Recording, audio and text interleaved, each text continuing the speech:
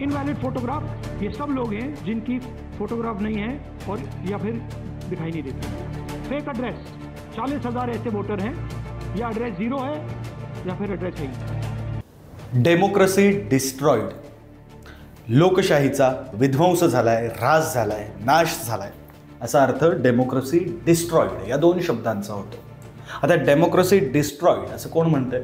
मी नाही म्हणत आहे, हे राहुल गांधींचं म्हणणं आहे। राहुल गांधींचं असं म्हणणं आहे, असं का म्हणतोय तर राहुल गांधींनी आज एक पत्रकार परिषद घेतली। त्या पत्रकार परिषदेच्या वेळी त्यांच्या पाठीमागे डिजिटल स्क्रीनवर जो बॅकड्रॉप होता त्यावर डेमोक्रेसी डिस्ट्रॉइड असं लिहिलेलं होतं। इलेक्शन कमिशनशी संबंधित 3 फोटो होते आणि सोबत देशाचे पंतप्रधान नरेंद्र मोदी आणि देशाचे केंद्रीय गृहमंत्री अमित शहा यांचा फोटो त्या बॅकड्रॉपवर होता। आणि त्यामुळं राहुल गांधी असं म्हणतात डेमोक्रेसी डिस्ट्रॉइड। आता ते असं का म्हणतायत? ते असं पहिल्यांदा म्हणतायत का? तर असं नाहीये, या आधी सुद्धा त्यांनी लोकशाहीवर घाला घालण्याचा प्रयत्न सुरू आहे, या स्वरूपाचे आरोप केलेले आहेत। मात्र आता त्यांनी थेटपणे लोकशाही डिस्ट्रॉइड म्हणजे डिस्ट्रॉइड झालेली आहे असं म्हटलेलं आहे। राहुल गांधींनी आज पत्रकार परिषदेमध्ये असे नेमके काय मुद्दे मांडले ज्या अनुषंगाने ते म्हणतायत की लोकशाही डिस्ट्रॉय झालेली आहे, लोकशाहीचा ऱ्हास झालेला आहे, तेच आपल्याला समजून घ्यायचं आहे। या व्हिडिओच्या माध्यमातून समजून घेऊया राहुल गांधींची आजची पत्रकार परिषद, त्यातले महत्त्वाचे मुद्दे, त्यांनी मांडलेला डेटा, त्यांनी दिलेले पुरावे आणि त्यावर आता निवडणूक आयोग नेमकं काय भूमिका घेऊ शकतं हे सगळ्या व्हिडिओच्या माध्यमातून समजून घेऊया। नमस्कार, मी विक्रांत शिंदे, आपण पाहताय पुढारी न्यूजचं डिजिटल प्लॅटफॉर्म। राहुल गांधींनी पत्रकार परिषदेची सुरुवात केली ती या वाक्यानं, एका व्यक्तीला एका मताचा अधिकार हा संविधानाचा पाया आहे। आता हे वाक्य आपण अगदी शाळेपासून ऐकतोय, नागरिकशास्त्र नावाचा आपल्याला विषय होता, त्यामध्ये हा मुद्दा आपल्याला शिकवण्यात आला होता की प्रत्येक व्यक्तीला एका मताचा अधिकार आहे, प्रत्येकाचं मत हे तितकंच बहुमोल आहे, तितकीच किंमत प्रत्येक मताला आहे। या वाक्यानं राहुल गांधींनी पत्रकार परिषदेची सुरुवात केली, नागरिकशास्त्राचं अगदी बेसिक हे वाक्य। भाजपला अँटी इन्कम्बन्सीचा फटका कधीच बसत नाही असं राहुल गांधी म्हणाले, त्यावर त्यांनी आक्षेप घेतला। ओपिनियन पोल्स आणि निकाल यात फरक आहे हे राहुल गांधींनी बोलून दाखवलं। आता हे राहुल गांधीच म्हणतायत असं नाहीये, अगदी पारावर कट्ट्यावर जिथे चर्चा सुरू असतात तिथे सुद्धा लोक म्हणतात की ओपिनियन पोलमध्ये वेगळाच निकाल दाखवला जातो, मग जो प्रत्यक्ष निकाल लागतो निवडणुकांचा तो वेगळाच लागतो। आता राहुल गांधी हे केवळ काँग्रेसचे नेते नाही आहेत, देशाचे लोकसभेचे विरोधी पक्षनेते राहुल गांधी आहेत, त्यामुळे त्यांच्या म्हणण्याला अधिकचं महत्त्व आहे। ते सुद्धा म्हणाले ओपिनियन पोल्स आणि निकाल यात फरक आहे, आम्ही आधी यामागची कारणं देऊ शकत नव्हतो असं सुद्धा राहुल गांधी म्हणाले। आतापर्यंत फक्त आरोप होत होते, फक्त दावे होत होते, कारणं पुरावे काहीच नव्हतं। महाराष्ट्रात लोकसभा आणि महाराष्ट्राच्या विधानसभेच्या निवडणुकांचा दाखला राहुल गांधींनी या पत्रकार परिषदेतून दिला। महाराष्ट्र लोकसभा आणि विधानसभेच्या निवडणुकीमध्ये 5 महिन्यांमध्ये मागच्या 5 वर्षांपेक्षा जास्त मतदार वाढले असा दावा राहुल गांधींनी केला। हे सुद्धा त्यांनी या आधी सुद्धा मांडलेलं आहे। लोकसभेत आम्हाला चांगलं यश मिळालं, विधानसभेत आम्ही गायब झालो, निवडणुकीमध्ये आमचा सुपडा साफ झाला, हे राहुल गांधींनी अगदी स्पष्टपणे मान्य केलं। मात्र त्यामागची कारणं नेमकी काय ते आम्हाला समजून घ्यायची होती असं सुद्धा राहुल गांधी म्हणालेले। 5 महिन्यात नेमकं असं काय झालं, या सगळ्या गोष्टींमुळे आम्हाला संशय आला आणि त्यामुळं मग राहुल गांधींनी, आता हे काही पहिल्यांदा राहुल गांधी म्हणत नाहीत की आम्हाला संशय आला, राहुल गांधीच कशाला, विरोधी पक्षातले जवळपास सगळेच नेते म्हणतात की निवडणुकीमध्ये छेडछाड झाली, सगळेच म्हणतात निवडणूक आयोगाकडे काही पुरावे मागितले जात आहेत, हे सुद्धा घडतंय। मात्र यापुढे राहुल गांधींनी काय म्हटलंय तर आम्हाला मशीन रिडेबल डेटा देणं निवडणूक आयोगानं टाळलं, सॉफ्ट कॉपीज डेटा तपासणं हे जास्त सोपं जातं। आता मशीन रिडेबल डेटा म्हणजे नेमका काय असतो तर साधारण आपण असं समजू की 30 लाख नावं आहेत, त्यातलं एक नाव मला शोधायचं आहे, तर ती जर सॉफ्ट कॉपीमध्ये असेल, मशीन रिडेबल असेल तर मला फक्त ते नाव सर्च करायचं आहे, मला ते लगेच सापडेल। पण ते जर कागदांवर असेल तर मला ते 30 लाख नावं, एका कागदावर जर आपण 10 नावं असं म्हटलं तर 3 लाख कागद मला अशी पलटून तपासून पाहावी लागणार आहेत। त्यामुळं हार्ड कॉपी नको, सॉफ्ट कॉपी हवी आहे, मशीन रिडेबल डेटा हवा अशी काँग्रेसची मागणी होती, जे दिलं नाही। 5:30 संध्याकाळी 5:30 पर्यंत मतदान, 5:30च्या नंतर मतदानाची टक्केवारी वाढली, हे सुद्धा राहुल गांधींनी आधीच म्हटलेलं आहे। आम्हाला माहित होतं की संध्याकाळी इतकं मतदान झालेलं नाहीये, त्यामुळे आम्ही सीसीटीव्ही फुटेजची मागणी केली, सीसीटीव्ही फुटेज सुद्धा निवडणूक आयोगानं दिलं नाही। का दिलं नाही हा सवाल सुद्धा राहुल गांधींनी विचारला। आता हे सगळं झाल्यानंतर मशीन रिडेबल डेटा दिला नाही, त्यामुळे मग आम्हाला कागद तपासत बसावं लागलं, आम्हाला डेटा तपासत बसावा लागला। कर्नाटकातल्या एका मतदारसंघावर आम्ही फोकस केला असं राहुल गांधी म्हणाले। त्या मतदारसंघाचं नाव काय तर महादेवपुरा विधानसभा मतदारसंघ। इथं आपण फोकस करायचं आणि तिथे नेमकं काय घडलंय ते समजून घेऊ आणि ते लोकांसमोर मांडू, अशी काँग्रेसची, राहुल गांधींची भूमिका होती. तपास केल्यानंतर, फोकस केल्यानंतर, अभ्यास केल्यानंतर, डेटा तपासल्यानंतर नेमकं काँग्रेसच्या काय लक्षात आलं, राहुल गांधींनी आज पत्रकार परिषदेत काय मांडलं, तर महादेवपुरा हा विधानसभा मतदारसंघ मुळात बेंगलोर सेंट्रल, बेंगलोर मध्य या लोकसभा मतदारसंघामध्ये येतो. लोकसभेच्या वेळी बेंगलोर सेंट्रलमध्ये काय घडलं होतं, तर काँग्रेसला 6,26,208 इतकी मतं मिळाली होती, भाजपला 6,58,915 इतकी मतं मिळाली होती. दोघांमधला फरक होता 32,707 मतांचा. भाजप विजयी झाली होती. विधानसभेला काय घडलंय, तर त्या अख्ख्या लोकसभेतला एक विधानसभा मतदारसंघ असलेला साधारण 5 ते 6 विधानसभा मतदारसंघ एका लोकसभा मतदारसंघामध्ये असतात असं आपण ढोबळमानाने मानतो.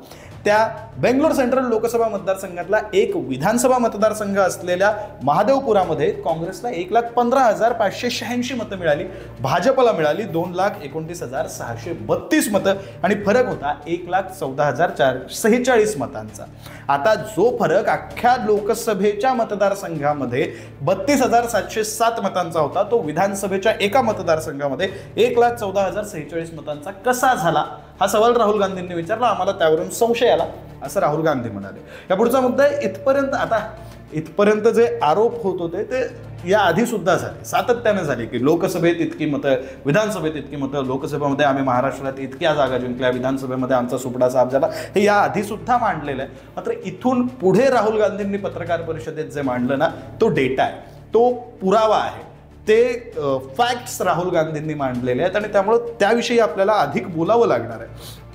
लोकसभा आणि विधानसभेत मोठा फरक पडला होता वगैरे, हे सगळं सर्वांनी मांडलं. मात्र आता राहुल गांधींनी त्यांच्या टीमनं केलेला रिसर्च, अभ्यास, पडताळणी हे सगळं मांडलं, डेटा मांडला आणि त्यामुळं खळबळ माजली. अख्ख्या देशभरामध्ये राहुल गांधींच्या पत्रकार परिषदेची चर्चा सुरू आहे का, तर हो, सुरू आहे असंच म्हणावं लागेल. राहुल गांधींनी या मतदारसंघामध्ये 1,250 मतांची चोरी झाल्याचा दावा केला. आता फरक कितीचा होता विधानसभा मतदारसंघामध्ये, 1,14,046 मतांचा, 1,14,000 मतांनी भाजप जिंकली. मतांची चोरी किती झाली, तर 1,250. म्हणजे भाजप जिंकली असती, काही चोरी झाली नसती, तर राहुल गांधी म्हणतात त्याप्रमाणे चोरी झाली असेल तर त्या चोरीशिवाय भाजप जिंकली असती का, जिंकलीही असती, ती शक्यता नाकारता येत नाही. मात्र 1,250 मतांची चोरी एका विधानसभा मतदारसंघामध्ये झाली असा दावा राहुल गांधींचा आहे. आता ही मतचोरी कशी झाली याविषयी राहुल गांधींनी 5 मुद्दे मांडलेत, 5 प्रकारचे दावे केलेत आणि त्या दाव्यांचा पाठपुरावा करणारे 5 प्रकारचे पुरावे सुद्धा राहुल गांधींनी दिले. त्यामुळं राहुल गांधींच्या या पत्रकार परिषदेकडे लक्ष देऊन आणि महत्त्व देऊन पाहावं लागतंय, कारण त्यांनी पुरावे दिलेत, दावेच केलेले नाही आहेत, तर त्यांनी मत सुद्धा मांडलंय आणि पुरावे सुद्धा मांडलेले आहेत, फॅक्ट्स मांडलेले आहेत. आता ते 5 नेमके प्रकार कोणते आहेत, कोणत्या 5 प्रकारे मतांची चोरी झाली असं राहुल गांधी म्हणालेले आहेत, ते 5 प्रकार आपण समजून घेऊया. पहिला मुद्दा, डुप्लिकेट वोटर्स. एकाच मतदाराचं वेगवेगळ्या मतदार यादीत नाव असणं म्हणजे डुप्लिकेट वोटर्स. खोटे आणि चुकीचे पत्ते हा दुसरा मुद्दा. पहिला मुद्दा डुप्लिकेट वोटर्स. आता कसं आहे, त्यांनी असं म्हटलं की महाराष्ट्र, कर्नाटक या ठिकाणी 2 वेगवेगळ्या राज्यांमध्ये एकाच मतदाराची नावं आहेत. त्या संदर्भातले पुरावे त्यांनी त्यांच्या पाठीमागे असलेल्या मोठ्या डिजिटल स्क्रीनवर दाखवले सुद्धा. एकच नाव, एकच फोटो, मात्र एक ॲड्रेस महाराष्ट्रातला, एक ॲड्रेस कर्नाटकमधला, असे पुरावे सुद्धा त्यांनी त्या मोठ्या डिजिटल स्क्रीनवर दाखवले. खोटे आणि चुकीचे पत्ते हा दुसरा मुद्दा आहे. मतदारांचे खोटे पत्ते देऊन त्यांची बनावट ओळख निर्माण करणं. आता याविषयी काँग्रेस, महाराष्ट्रातल्या काँग्रेस नेत्यांचं असं म्हणणं आहे की त्यामध्ये एक पुरावा असा आहे की काही व्यक्तींच्या पत्त्यावर खरं तर एक बार सुरू आहे.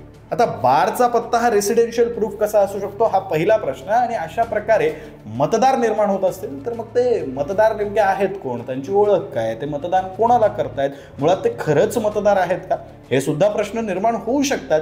हे प्रश्न निर्माण व्हायला स्कोप आहे. पुढचा आणि तिसरा जो मुद्दा आहे तो एकाच पत्त्यावर अनेक मतदार. आता या मुद्द्याविषयी बोलताना राहुल गांधींनी असं म्हटलं की एका पत्त्यावर 80 जण राहत असल्याचं आमच्या लक्षात आलं.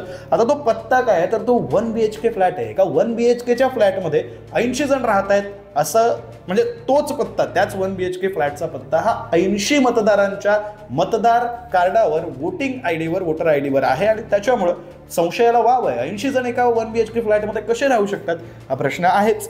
पुढचा मुद्दा, खोटे फोटो. आता मतदारांचे ओळखच पटणार नाही असे फोटो सुद्धा जोडण्यात आले, त्याच्यामुळे मग हे मतदार कोण हा प्रश्न पुन्हा निर्माण होतो. शेवटचा मुद्दा आहे फॉर्म क्रमांक 6चा चुकीचा वापर. आता फॉर्म क्रमांक 6 मुळात काय असतं, एखाद्या व्यक्तीला नवमतदार म्हणून जर नोंदणी करायची असेल, म्हणजे मी 18 वर्षांचा झालो किंवा मला जर पहिल्यांदा, मी आजपर्यंत मतच दिलेलं नाही आहे, मला मत द्यायचं आहे आणि त्यासाठी मतदार यादीमध्ये माझं नाव असावं असं जर मला वाटत असेल तर त्यासाठी फॉर्म 6 आहे. फॉर्म 6 भरायचा, त्यानंतर तुमचं मतदार यादीमध्ये तुमचं नाव ॲड होतं, तुमचं वोटर ID तुमच्यापर्यंत येतं, असा तो फॉर्म 6 आहे. आता या मुद्द्यावरून राहुल गांधींनी काय म्हटलं, नवमतदारांनी भाजपला मत दिलं असं बोललं जातं, म्हातारे मतदार वाढलेले आहेत. नवमतदार म्हणजे जे तरुण मतदार आहेत 18 ते 22-23 वर्षातले, त्यांनी भाजपला मत दिलं असं बोललं जातं, असं एक नरेटिव्ह सेट केलं जातं असं राहुल गांधी म्हणाले. मात्र फॉर्म 6चा वापर करून म्हातारे मतदार जे आहेत ते सुद्धा वाढवण्यात आले असा राहुल गांधींचा दावा आहे. आता उदाहरण देताना त्यांनी काय उदाहरण दिलं तर एका शकून राणी नावाच्या 70 वर्षीय महिलेचं उदाहरण राहुल गांधींनी दिलं. सप्टेंबर 2023 आणि ऑक्टोबर 2023 असा दोनदा या महिलेनं फॉर्म 6 भरला आणि तिचं नाव वोटर लिस्टमध्ये दोनदा आहे असं राहुल गांधींनी पुराव्यासहित तिथं मांडलेलं होतं. त्याच्या पुढचा मुद्दा जो आहे की त्या महिलेनं 2 वेळा मतदान केलं अशी वोटिंग नंतरची जी स्लिप मिळते ना आपल्याला, मतदानाची स्लिप, ती स्लिप सुद्धा राहुल गांधींनी याच पत्रकार परिषदेमधून पाठीमागच्या मोठ्या डिजिटल स्क्रीनवर दाखवली. हे 5 मुद्दे राहुल गांधींनी मांडले. आता या सगळ्या मुद्द्यांचे त्यांनी पुरावे सुद्धा स्क्रीनवर दाखवले.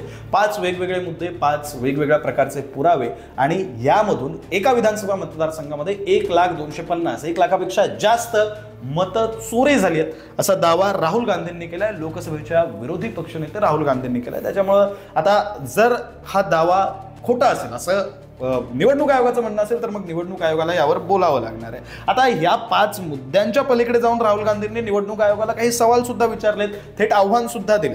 आम्हाला मशीन रिडेबल डेटा का दिला नाही, आम्हाला CCTV फुटेज का दिलं नाही, CCTV फुटेज 45 दिवसांनंतर डिलीट करावं असा नियम का केला, हे सवाल राहुल गांधींनी विचारलेत. थेट आव्हान त्यांनी काय दिलंय, बरं तुम्हाला डेटा द्यायचा नाही तर आम्ही जो डेटा मांडलाय तो चुकीचा आहे, तो खोटा आहे, तो फेक आहे असं निवडणूक आयोगानं म्हणून दाखवावं असं थेट आव्हान राहुल गांधींनी निवडणूक आयोगाला दिलेलं आहे. आता निवडणूक आयोगानं उद्या राहुल गांधींना भेटीचं निमंत्रण दिलेलं आहे. राहुल गांधी जातील का नाही याबद्दल साशंकताच आहे, बहुतेक ते जाणार नाहीत असंच वाटतंय. मात्र आता या सगळ्या आरोपांनंतर निवडणूक आयोगानं भूमिका घेणं गरजेचं आहे. राहुल गांधींनी हे जे 5 मुद्दे मांडलेत ते 5 मुद्दे योग्य आहेत का, योग्य नसतील तर ते खोडून काढावे लागतील. खोडून काढले नाहीत तर मग प्रश्न असा निर्माण होतो की मतदार, तुम्ही आम्ही जे मतदान करतोय त्यांच्यापर्यंत नेमका काय मेसेज जातोय. सत्ताधारी पक्ष, निवडणूक आयोग जर या आरोपांवर उत्तर देत नसेल, काही ठोस भूमिका घेत नसेल तर आपलं मत, माझं मत हे खरंच मी दिलेल्या व्यक्तीपर्यंत जातंय का नाही याबाबत माझ्या मनात शंका का उत्पन्न होऊ नये. जर इतके आरोप केले जातात आणि त्यावर उत्तर दिलं जात नाही, त्यामुळे भूमिका घेणं, उत्तर देणं हे गरजेचं आहे. आता आणखी एक मुद्दा जो आहे तो आतापर्यंत एक चर्चा असायची की ओपिनियन पोल, एक्झिट पोल, चॅनलवर दाखवले जाणारे पोल आणि येणारा निकाल यामध्ये फरक असतो. मग चॅनलच्या भूमिकेवर शंका घेतली जात होती, ओपिनियन पोल कंडक्ट करणाऱ्या कंपन्यांच्या भूमिकेवर शंका घेतली जात होती, त्यांच्या लॉयल्टीवर शंका घेतली जात होती. मात्र आता जर लोकसभेचे विरोधी पक्षनेते म्हणत असतील की पोल आणि याच्यामध्ये फरक आहे कारण खोटे मतदार आहेत, तर मग आता शंका नेमकी घ्यायची कोणावर, चॅनलवर, ओपिनियन पोल कंडक्ट करणाऱ्या संस्थांवर का मग निवडणूक आयोगावर, हाही प्रश्न सर्वसामान्यांना पडेल. त्यामुळे या प्रश्नांची उत्तरं आता निवडणूक आयोगानं देणं गरजेचं आहे. निवडणूक आयोग काय उत्तर देतं, मुळात उत्तर देतं का, हे आपल्याला येत्या काळात कळेल आणि आपलं त्याकडे लक्ष सुद्धा असेल. तुर्तास तुम्ही पुढारी न्यूज पाहत राहा.